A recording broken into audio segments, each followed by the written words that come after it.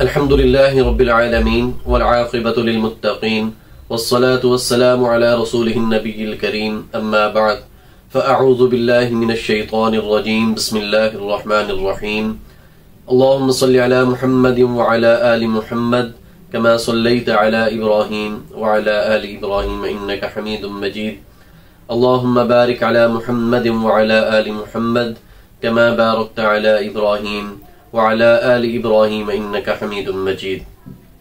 میرے محترم بھائیو بہنوں، اللہ رب العزت نے انسان کو پیدا کیا، اس کی فطرت میں اللہ رب العزت نے غلطی کرنا شامل کر دیا ہے۔ یہ بات تو طے ہے کہ انسان ہے، اس سے غلطی ہوگی، اور غلطی نہ ہو وہ انسان ہی نہیں ہو سکتا۔ انبیاء کرام علیہ الصلوۃ والسلام چونکہ ان کو اللہ رب العزت نبوت عطا فرماتے ہیں، اور پھر وہ اپنی مرضی سے کچھ نہیں کر سکتے جب تک کہ اللہ تبارک و تعالیٰ کا حکم نہ آ جائے، تو وہ اپنی مرضی سے کچھ نہیں بولتے، تو لہذا وہ گناہوں سے پاک ہستیاں ہیں۔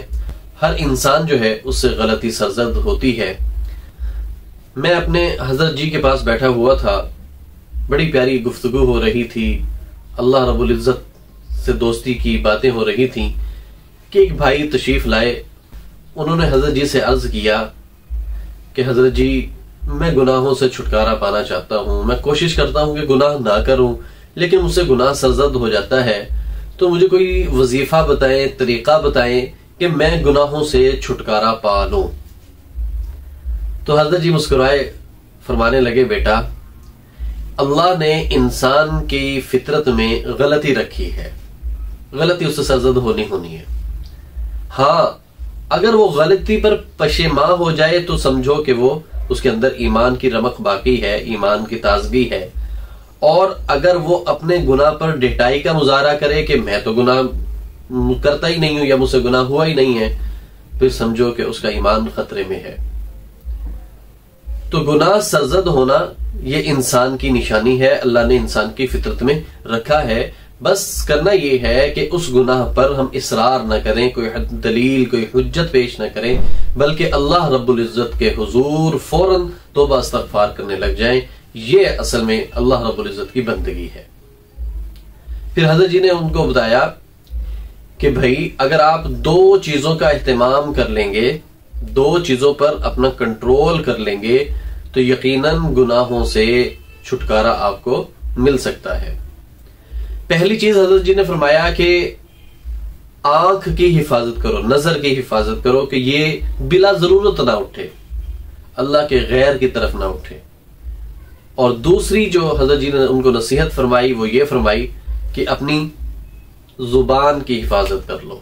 اللہ اکبر، اپنی نظر کی حفاظت کر لو، اپنی زبان کی حفاظت کر لو، آپ اللہ رب العزت کے مقرب بندوں میں جو اللہ تبارک و تعالیٰ کے بہت زیادہ قریب ہوتے ہیں ان میں شمار ہو جاؤ گے، شمار کیے جاؤ گے۔ اب آنکھ کی حفاظت جب ہم کرتے ہیں، کیونکہ یہ جو آنکھ ہے یہ دل کو مشورہ دیتی ہے۔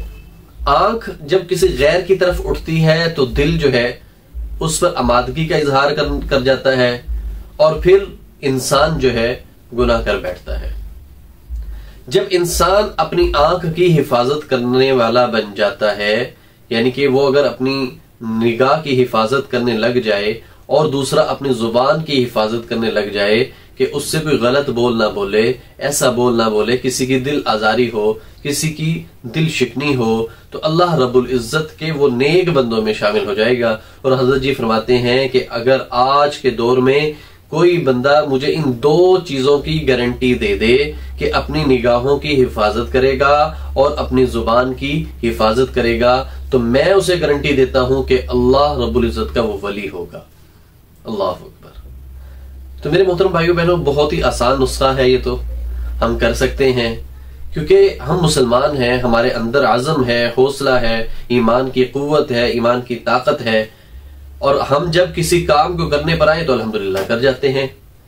تو کیوں نہ ہم شیطان کو شکست دینے کے لیے کمر بستہ ہو جائیں، اپنی آنکھوں کی حفاظت کرنے لگ جائیں اور اپنی زبان کی حفاظت کرنے لگ جائیں۔ اللہ رب العزت سے دعا ہے کہ وہ مجھے اور آپ کو اپنی آنکھوں کی حفاظت کرنے والا اور زبان کی حفاظت کرنے والا بنائے، برے اعمال سے بچنے کی توفیق عطا فرمائے، نیک اعمال کرنے والا بنائے۔